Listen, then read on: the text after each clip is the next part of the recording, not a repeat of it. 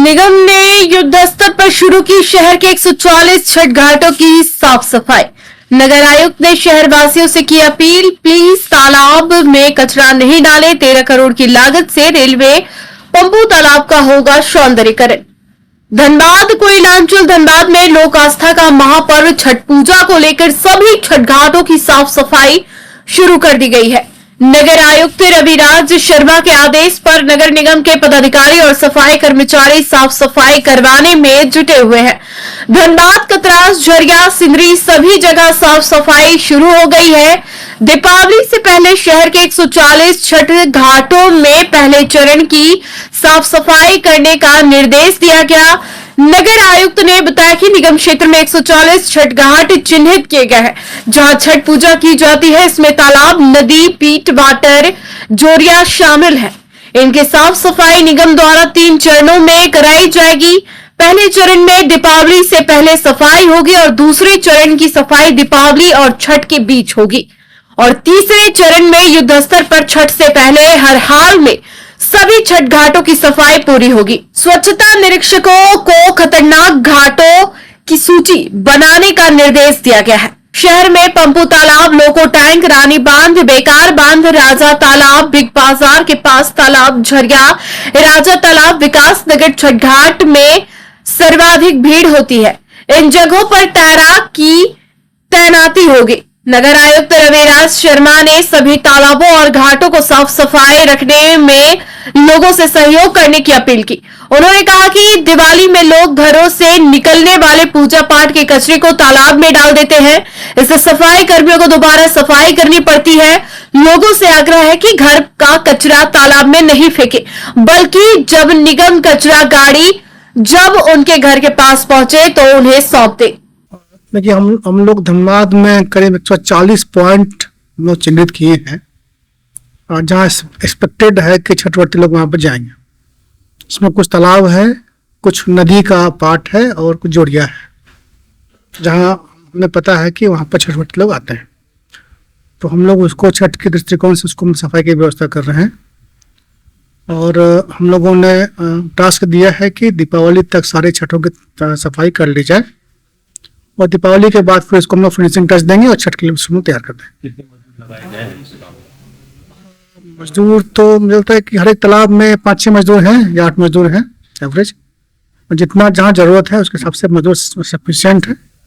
हम लोग का टारगेट है कि हम लोग दीपावली तक सारे तालाब को साफ कर देंगे। सर, तालाब आप सफाई भी करें, दूसरी लोग करने ना, तो कुछ लोगों से भी अपील करेंगे। हम लोग बिल्कुल ये गंदगी बहुत है तालाबों में, कुछ तो जलकुंभी हो गया है, कुछ लोग पूजा का सामान और बाकी भी कचरा जाकर तालाब या उसके किनारे फेंक देते हैं।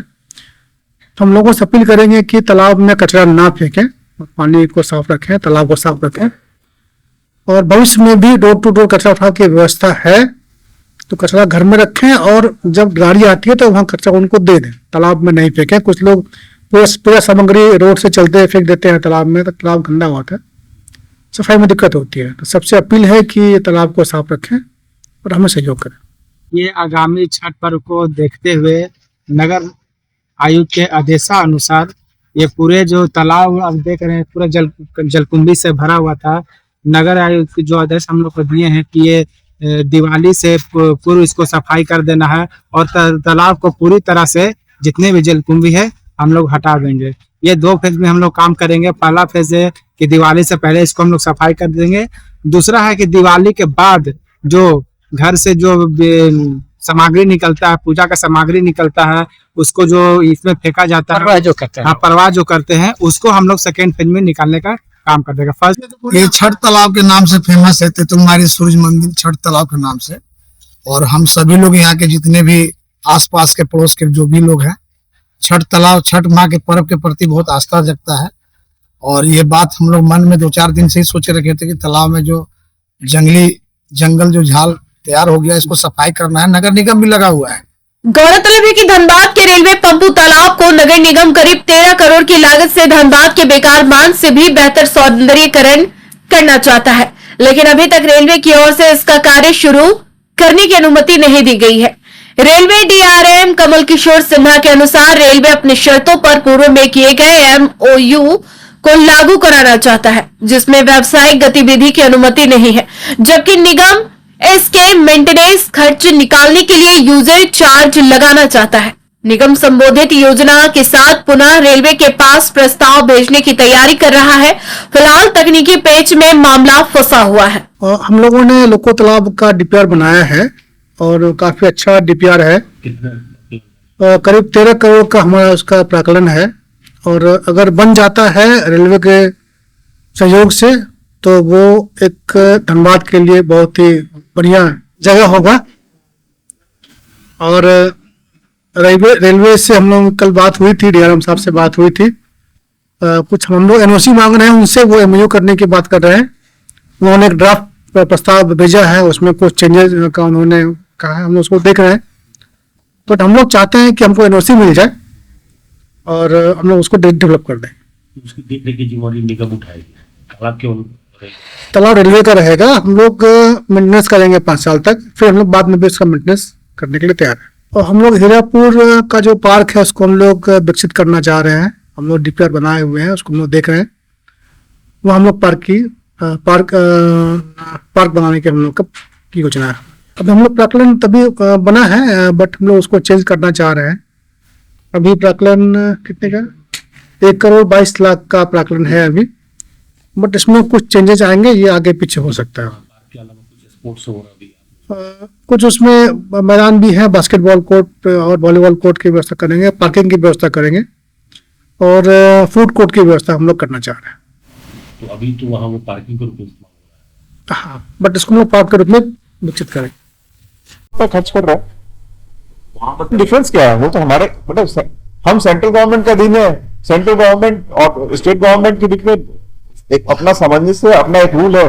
उन्होंने उसके तहत उन्होंने शहर के सौंदर्यीकरण के लिए हमारी जमीन मांगे, हम एग्री कर रहे हैं। सर वहाँ ठीक है, इसमें निगम से बात हो गई है, एनओसी ऑलरेडी दे चुके हैं, एनओसी दे चुके हैं, उसमें करीब वो 13 करोड़ रुपए खर्च करने वाले हैं। तो खर्च करने के बाद हमारा ये कहना है कि एक एग्रीमेंट जो हमारे हेडक्वार्टर ने बोला है कि इसका कॉमर्शियल एक्सप्लॉयटेशन आप नहीं करेंगे, इसमें जो एक्टिविटी जितनी आपने हमसे परमिशन ली उतनी ही चलेंगी, उसके अलावा नहीं चलेंगी। जो आपका मेंटेनेंस स्टाफ है वो एक रूल के तहत फॉलो करेगा। इसके बारे में एक जो रेलवे की प्रॉपर्टी हम आपको सौंदर्यीकरण के शहर के लिए दे रहे हैं, उसके लिए एक वो एमओयू कर लीजिए। तो एमओयू हमने दिया है, तो उन्होंने बोला कि हमें कुछ पॉइंट पर ऑब्जेक्शन है। तो हमने बोला जिस पॉइंट पर ऑब्जेक्शन है उसको आप अंडरलाइन करके दे दीजिए हमें। जैसे आप अंडरलाइन करके देंगे हम उसको मॉडिफाई करा देंगे। तो आज हमारे निगम से कल बात हुई थी, टोटल 3 इशू पे उन्होंने डिमांड किया था। उसमें एक इशू ये था और दूसरा हमारे छोटे मोटे इशू थे। तो आज हमारे डीएम गए हुए हैं वहां पे, 10:30 में जाके मीटिंग कर रहे हैं। और वो जैसे ही हमें देते हैं कि जो क्लॉज वो नहीं एग्री करना चाहते हैं, उसको हम लोग देखते हैं क्या कर सकते हैं। न्यूज एएनपी के लिए नितेश के साथ गोरा अभिषेक सिंह की रिपोर्ट।